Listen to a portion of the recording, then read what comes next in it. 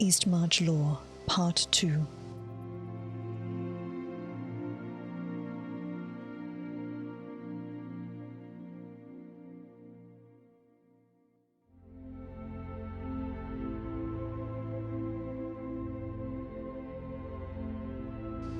Spirits of Skyrim by Estili the Scholar.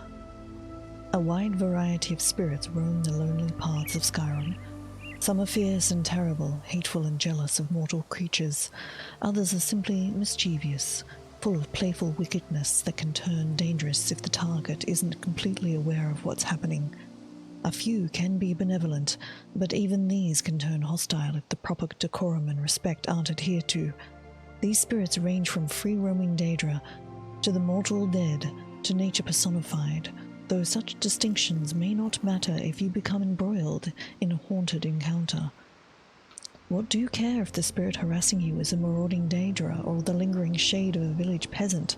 It's still just as insubstantial. It's still just as dangerous.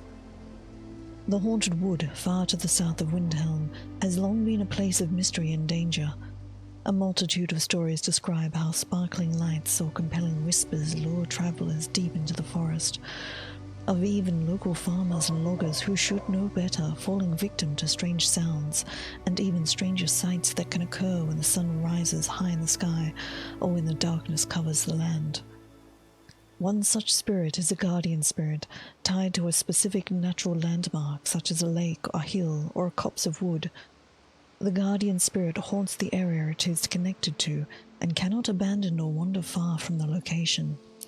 A guardian spirit might take on a mortal shape when appearing before mortal creatures, but make no mistake, these spirits were never mortal and are as different from mortal world as the residents of Oblivion.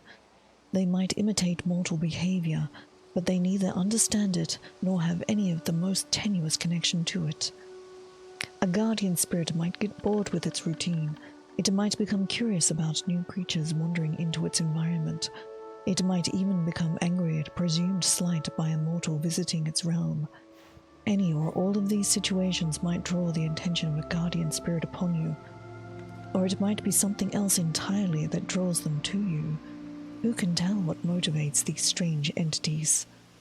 The guardian spirit associated with the haunted woods tend to be curious and mischievous, but rarely has shown any outright hostility to mortal visitors. Stories abound of missing objects, strange appearances, and playful teasing, but there are few accounts of the forest turning against mortal visitors. It seems that, for this spirit at least, some kind of connection is trying to be made. Or perhaps this too is a misinterpretation of intent. Perhaps this guardian spirit is simply attempting to lull visitors into letting their guard down, and then the spirit will pounce. The Brothers' War. At the height of the Akaviri invasion in Second Era 572, the twin brothers of Princess Nirnhild, Yoren the Scald Prince and Fildgor the Strong Prince, also called Fildgor Angry Prince but never to his face, were in two very different locations. Yoren was in Riften with his closest companions, the Pack of Bards. Fildgor, meanwhile, was on the northeast coast of Skyrim, fighting alongside his sister when the Akaviri of Dir Kamal launched their assault. As the Akaviri made their way forward to Windhelm, Yoren and his companions forged their own path towards the fabled North City. Fildgor, meanwhile, demonstrated his fighting prowess, as well as his exultant anger, over and over again as the battle for the coast raged on. He often led his own team of companions, the Stormfist Brigade, which consisted of members of the Stormfist Clan. They had fought beside Fildgor during his pilgrimage and coming-of-age trials, and were devoted to the Strong Prince. Yoren and Fildgor, along with their closest comrades, each arrived in time to see the gates of Windhelm break wide. The brothers fought valiantly, but they couldn't prevent the fall of the city, or the death of Queen Mabjan and Nirnhild, the Brief Queen, who died defending the palace and the people they loved. The twins, who hadn't been close for several years, nonetheless fell into familiar companionship and joined forces to repel the invaders. Thanks to Yoren's alliance with the Dark Elves and the unexpected but welcome assistance of the Argonians, the Akaviri invasion was at last crushed. As Yoren and his forces returned to Wildenhelm, Fieldgore stepped forward to claim the rulership. The crisis was over, and he decided to push his claim. He expected Yoren to acquiesce, as his brother usually did in the face of Fieldgore's anger and unrestrained passion, but Yoren refused. The Skald Prince decided what to become the Skald King, for he had seen what Fieldgore's passions were capable of. In war, he wanted Fieldgore at his side, but as a leader for his people? Yoren didn't really want to sit upon the throne, but he felt he had no choice. He didn't believe Fieldgore would be a good ruler for his people. Enraged by Yoren's defiance, Fieldgore rallied the Stormfist Clan and other supporters he had throughout the realm. After all, he was a true Nord warrior, not a singer and scholar like his brother. Yoren saw that the kingdom was headed for civil war, so he challenged Fieldgore to single combat. The strong prince smiled, confident he could defeat his bard of a brother easily. He accepted, and the longest 3 hours in recent history began. The brothers' war was on. The two brothers fought in the square outside the battle-damaged palace. The fight was brutal and long. Weapons clashed, parried, came together, moved apart, and drew blood. When it appeared that neither brother was going to gain the upper hand before they both collapsed from sheer exhaustion, Yoren called upon reserves no one expected him to possess. He struck Fieldgore's weapons, shattering it. Then he knocked Fieldgore flat and demanded his surrender. With no other option available, Fieldgore surrendered, but his hatred burned and his rage surrounded him like a roiling storm. With a broken heart, Yoren exiled his brother and chastened the Stormfist clan for supporting him. Fieldgore cursed Yoren's name and departed, while the Skald King went on to prove himself a capable and beloved ruler. The strong prince was rumored to have fled to the lands of the Daggerfall Covenant.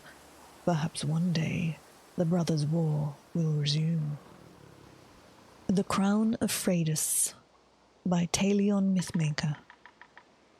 The Crown of Freydis, worn by our beloved Queen Mabjan, has a long history. Many know of the crown's famed beauty, but few know the true intent of the crown and why it was created, and that it was even worn by other monarchs before Queen Freydis. The Crown of Freydis is actually the second royal crown of Skyrim. The fabled Jagged Crown holds the distinction of being the first. The Jagged Crown was forged by Harald, first king of the Nords, from the bones of dragons. Legend has it that the Jagged Crown disappeared with the death of Harald's final descendant, King Borgas, in the wild hunt of First Era 369. The death of the childless King Boras, the last of the line of Ysgramor, triggered an internecine conflict known as the War of Succession. The War of Succession raged for more than 50 years before Olaf One-Eye became the new High King of Skyrim. Olaf was elected to the position primarily due to the renown he garnered subduing the dragon Numenex, and not for any benevolence or statesmanship on his part. The rule of Olaf One-Eye was a time marked by great strife and division among the Nords. When he also died without a clear heir, it was decided that a new manner should be employed for choosing a High King. Each of Skyrim's holds sent a mage to the convocation, called especially to craft a magical artifact that would test the worth of the potential candidates for High King. To this end, they created the Crown of Verity. Crafting the artifact in the shape of a crown was a brilliant innovation. With the loss of the Jagged Crown, Olaf had worn no mark of recognizable rulership. They felt that a new crown would help unify the realm behind a new king after the relative instability of Olaf's rule. The timing of the crown's creation proved to be auspicious. The Moots selected a tribal chieftain named Ossum Icebreaker to be the next High King of Skyrim. Ossum was a mighty warrior of unmatched skill in the vein of Olaf One-Eye, though he had never defeated a dragon. Before he assumed the role, however, he had to don the newly forged Crown of Verity, and that's when the true power of the artifact became apparent. The crown rejected Ossum. It literally refused to be placed upon his head. In a rage, Ossum summoned his loyal followers and threatened to kill every member of the Moot if they didn't name him as the rightful king. He refused to be rejected by a crown. A soft-spoken member of the council rose from his chair. He challenged Alsum to combat according to the law. The battle was short and to the point. Alsum was struck down, and the soft-spoken man took the crown and placed it easily upon his own head. A new High King of Skyrim was born. And that was how Korjik the White rose to power. To this day, the Crown of Freydis has been passed from High King to High King. It is used as a tool by the Moot to ascertain the worthiness of any candidate to the throne. Since the day Assum was struck down, no one has challenged the validity of the crown or its powers, until Second Era 431, when the Rayman Empire fell asunder and King Logrolf was assassinated. Jarl Svartir of Solitude claimed Logrolf's daughter, Freydis, was illegitimate, and therefore a Moot was required to choose a successor. Though Freydis was wearing the Crown of Verity, was named High Queen in Windhelm, a partial Moot in Solitude chose Svartir as the High King. Thereafter, the West Kingdom was ruled by Svartir and his successors, while the East Kingdom was ruled by the heirs to Freydis, who renamed the Crown of Verity in her honor. The Stormfist Clan, by Thora Far Wanderer. The clans of the Nord spread across Skyrim like herds of mammoths, though their numbers and influence upon the land are far greater. Each clan, however, makes its mark in a different way. Some clans are known for their hunting skills, or their forestry, or their crafting. Some clans are large, others small. Some take a prominent role in government and community, and then there are the Dark Clans, the clans that no one deals with or even speak of. One such clan is the infamous Stormfists of Whiterun Tundra. The clan traces its lineage back to Orkra Stormfist, the powerful matriarch who founded the clan and ruled over it for almost 50 years. Highly regarded for their combat skills and armor crafting, the Stormfist clan played pivotal roles in numerous conflicts over the centuries, including the Battle of Whiterun Hold and the Massacre of Dalmatch and the Siege of Windhelm. It was the last engagement, however, that led to the clan's fall from favor and marked it as anathema. Prior to the Second Era Akaviri invasion, Fieldgore Strongprince, son of Queen Mabjan of Eastern Skyrim, went on a pilgrimage to the west to see the land and meet the people. He fell in with young men and women from the Stormfist clan and forged friendships and bonds that would serve him well in the coming years. When Fieldgore was ready to move on and perform his coming-of-age trials, an entourage of Stormfist clan members decided to go with him. They became known as the Stormfist Brigade, and even though he wasn't a member of the clan by birth, Fieldgore became their de facto leader. If the Stormfist clan had a reputation prior to this, it paled in comparison to the legend that grew around the Stormfist Brigade. They were ferocious warriors, setting off for adventure in the most hostile and isolated areas of the kingdom. With Fieldgore leading the way, they routed bandits, uncovered treasure, and slew monsters. When the Akaviri invaders arrived in force, Fieldgore led the brigade into the thick of battle. They eventually fought their way to Windhelm to join with the forces of Queen Mabjan and the main army. Although they weren't able to stop the fall of Windhelm, all save the Queen, the Stormfist Brigade was nevertheless instrumental in helping to rout the invading army. They marched as part of the combined Nord forces that eventually joined with the Dark Elves and the Argonians to defeat the Akaviri. But then the fateful decision was made. When Fieldgore declared his intention to ascend the throne left empty by his sister Nirnhild's death, the Stormfist clan was among his most vocal backers. You know how that story ends. Yoran and Fieldgore met in single combat, and Yoran won the throne. Fieldgore was exiled, and he departed Skyrim with a promise to one day return. The Stormfist clan, loyal to Fieldgore to the end, refused to bow before Yoran or acknowledge his authority over them. They returned to their holdings to the west, and King Yoran, tired of all the fighting, let them go. To this day, the Stormfist clan remains isolated, rarely venturing out of its domain or taking part in the larger Nord community. What will happen if the clan ever decides to leave its tundra lands and reassert its place among the other clans is anyone's guess, especially if Fieldgore ever makes good on his promise. The Turnian Monks, by Elgad the Scribe. Some call them a cult, others say worse things. But the Turnian monks carry on the tradition that honors the three old gods and the totems associated with them. While the religion is ancient, its followers are few.